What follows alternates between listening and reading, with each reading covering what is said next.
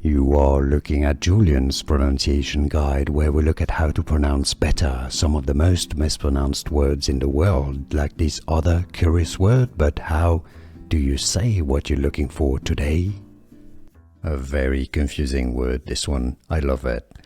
But how do you pronounce it? Let's break it down. The British English and American English pronunciations are slightly different, so let's go through. British English, how to pronounce in the UK. Overwrought. Overwrought. Overwrought. You have a stress a bit on the first syllable and on the third as well.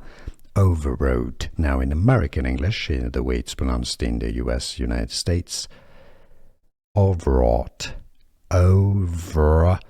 The V syllable is pretty much skipped in American English. Overwrought. And then it's a more open O sound rather than O sound.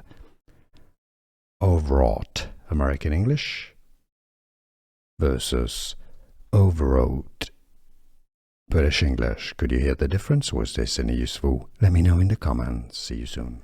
Here are more videos on how to pronounce more confusing words and names too many mispronounced. Like this video if you found it useful. I appreciate your support. I'll see you soon and thanks for watching.